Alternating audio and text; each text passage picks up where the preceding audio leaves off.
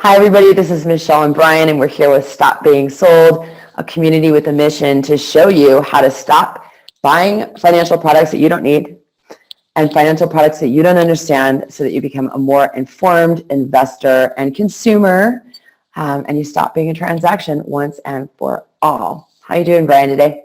Hey, How you doing? doing great. Good, good. So we're going to talk today about, is pet insurance a scam? But before we get there, if y'all like this video, we'd love a like, actually, so that other people can find it, and subscribe to our channel, Stop Being Sold, so that you can never miss another video again. All right, so pet insurance, is it a scam?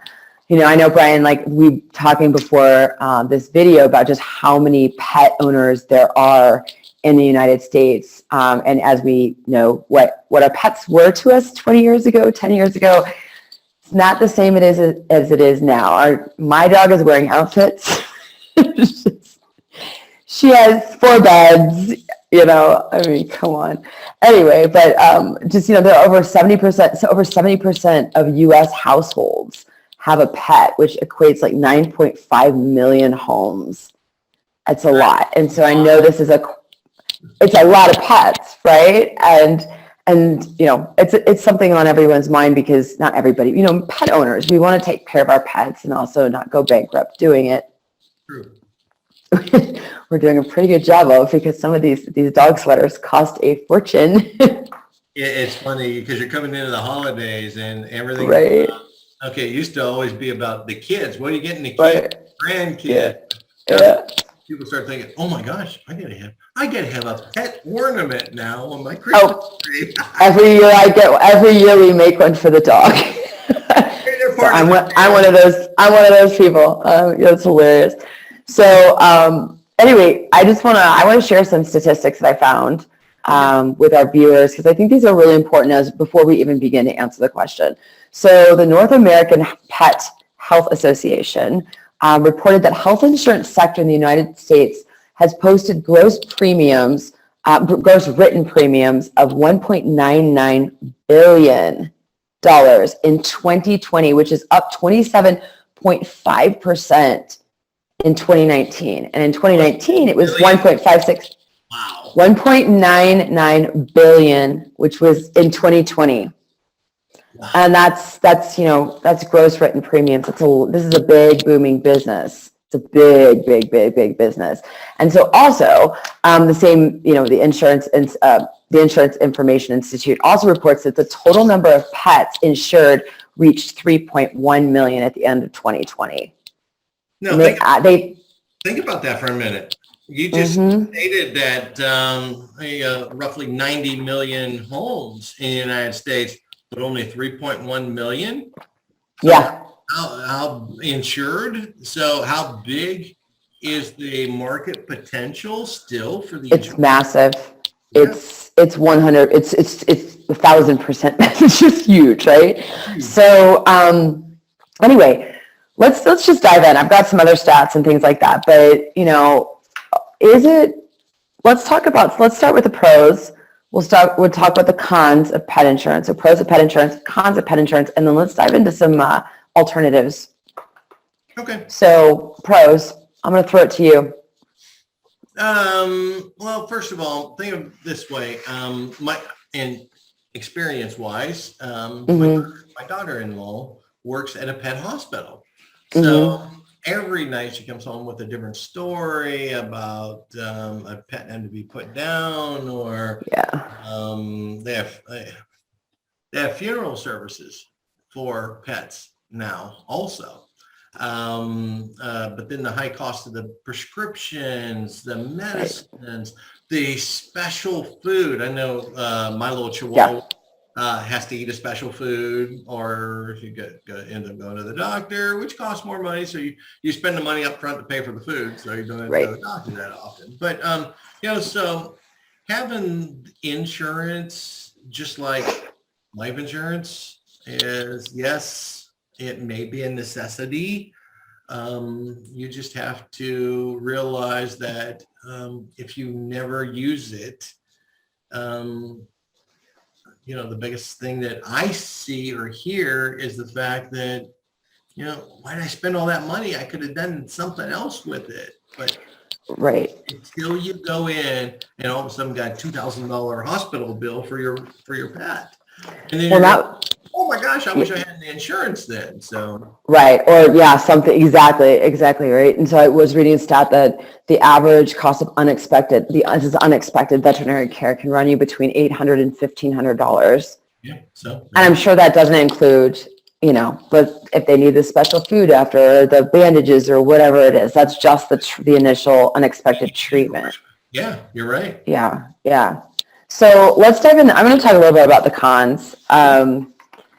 It's expensive. Let's start there. And you're right. Like, what if nothing happens to your animal? My dog is fit as a fiddle, and the only time thank goodness, the only time I've ever had to take her to the vet is for shots. That's it. Congrats. She's healthy. She's great. Yes, thank you. And she's almost 8. Wow. So yeah, so it's, she's very, very healthy. I had a dog before this that almost almost bankrupted me. Right. Spent $11,000 at the end of her life without realizing I did it. And it took 3 months. I hear that all the time, Michelle. Yeah, it really, it just wiped me out. It took everything I had and nothing left at the end of it. And then she was still dead. So, it's really a sad story, but I did everything I could. So, with it being, it is extremely, it can be, I should say, extremely expensive. Just looking at the average monthly cost of pet insurance for dogs is $48.78 and then $29.16 for cats. This is a month, right? So you're looking at like $585 and some change for dogs annually, and then $349.92 annually for cats. Now, here's the king though, is doing my research on this, because I'm looking at, do I need pet insurance? Not for my dog, but just like generally, I was looking for my dog, but people ask me like, does your dog have pet insurance? Why is she so healthy? All this kind of stuff. Well, one thing I found in looking is you can get a basic or you can get a comprehensive coverage, right? For your fur baby. But here's the kicker, is that, they don't often include dental. Spaying and neutering is not on there. Let me see if I've got my notes here. Where'd they go? Let's see. Here we go. So it doesn't cover dental. It doesn't cover any of these other things like wellness, and you have to get a wellness supplement plan package. Kind of like regular health insurance for the average person today. Yeah, 100%. Totally right. So, there's a lot of things that it does not cover. And, look, let's just go back to this. This is average, everybody. Let's say it's $585 on average. Obviously, the cost of the coverage will be based on the plan you selected, and a lot of other things. But, $585 a year, if that doesn't cover some basic things, that's a big expense when you take the annual that you're paying, what you're paying annually on top of like, okay, now I have to spay my dog. Now I have to neuter my dog. Now I need whatever it is. Right. So, here's what I suggest. This is what I did. You want to do your research, go look at what pet insurance is right for you. You do your research, figure out what plans there are, policies, go through the whole list, and then call your vet and find out some of these basic things. So I keep harping on dental. Not a lot of dogs need their teeth cleaned that much, but let's say you call, what's the average for dental? Oh, it's $1,000. Holy cow. Okay, so write that down, right? It's not something you're going to get done every year, but what's it cost for this? What's it cost for that? It's and see what's not on the plan, add it all up, and then make a decision based off that, right? Maybe we need a future video to make sure we do. How about we make a checklist? No, that's actually a good one.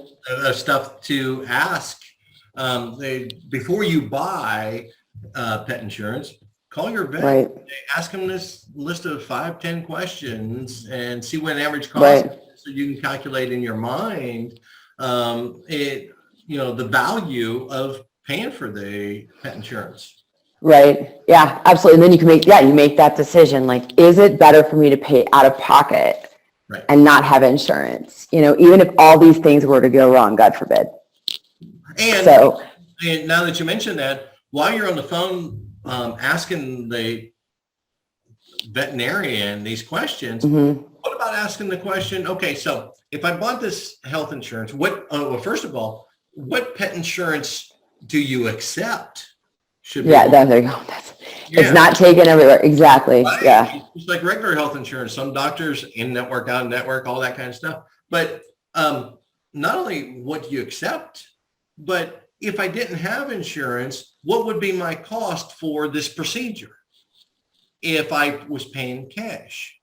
Right. And they see that, oh my gosh, I get 10% discount, 15% discount, whatever it may be. Wouldn't you like to know that kind of information up front to help you make an honest decision of whether or not pet insurance is right for you? Right. Absolutely. Absolutely. That's a good one.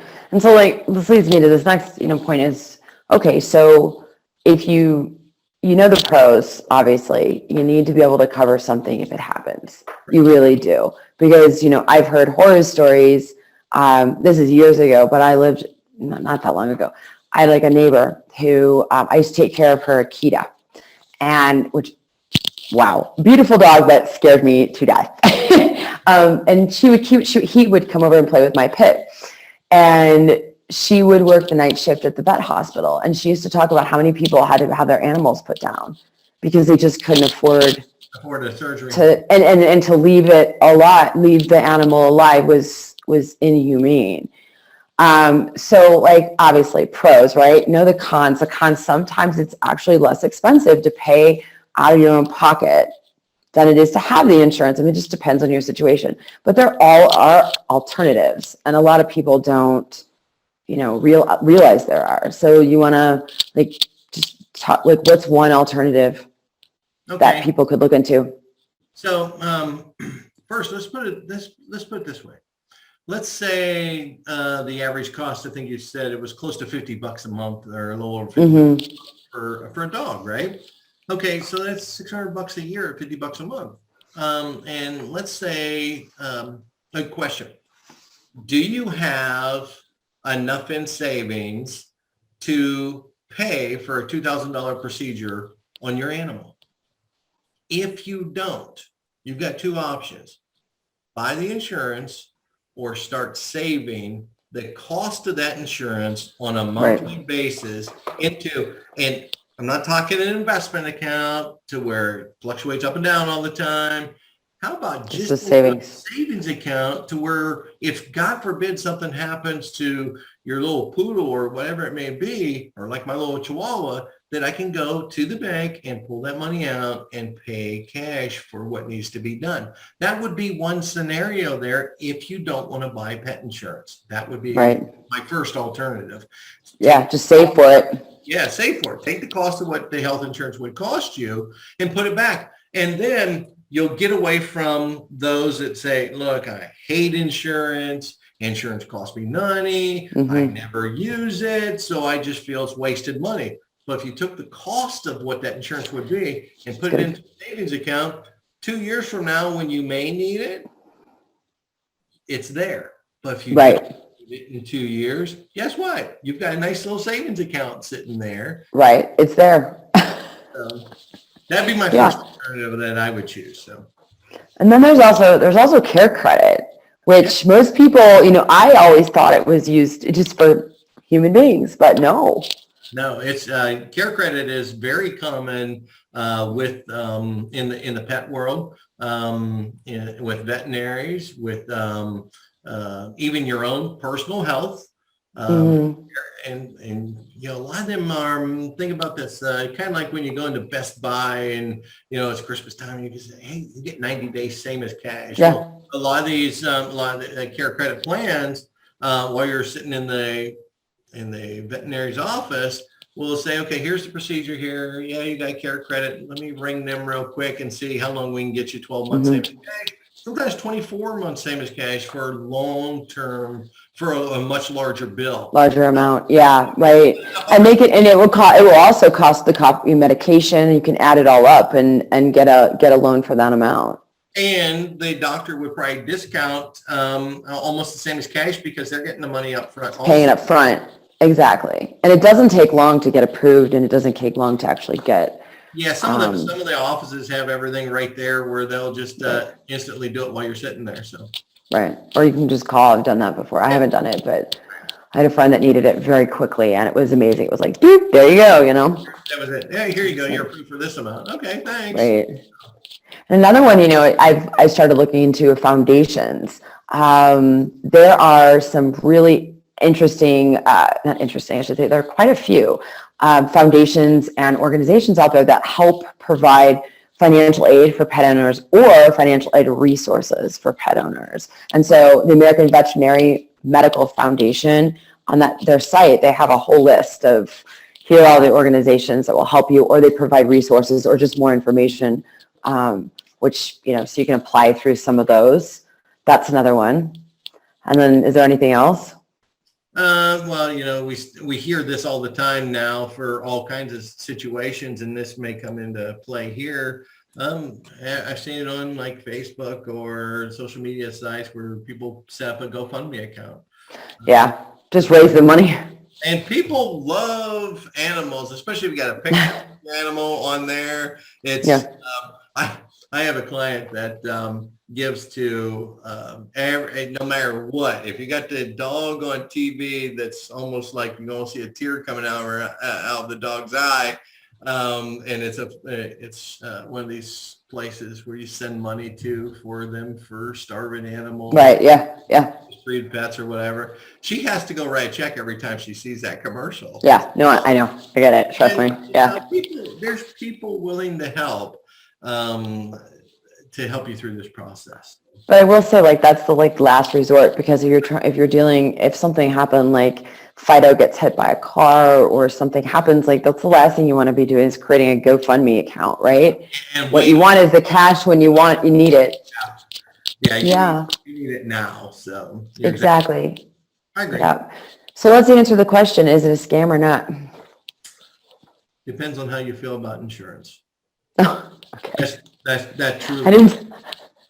That's the simplest way to put it. I remember, no matter what type of insurance it was, that when you're sitting with a husband and wife, the husband would always want the cheapest plan because he didn't want to spend the money and waste it on insurance. And the wife would always want the biggest plan because, oh my gosh, what if something happens, right? Right. It comes down to personal preference, Michelle. Here's some alternatives. Our goal today was to provide you value as far as giving you some alternatives and breaking down the cost and giving you some ideas of how to go and make an informed decision about whether or not pet insurance is right for you. Right. Awesome. Thanks so much. This was a good one. So, all right. Well, listen, if you like this video and you like our content, we'd love a like, and we'd also love you subscribe so you don't miss any more of our content. We talk about everything from annuities to purchasing IRAs, financial products, life insurance, you name it. Just really, we're here to help you become a more informed consumer. Awesome. Thanks, Brian. Thank you. Have a great day, everyone.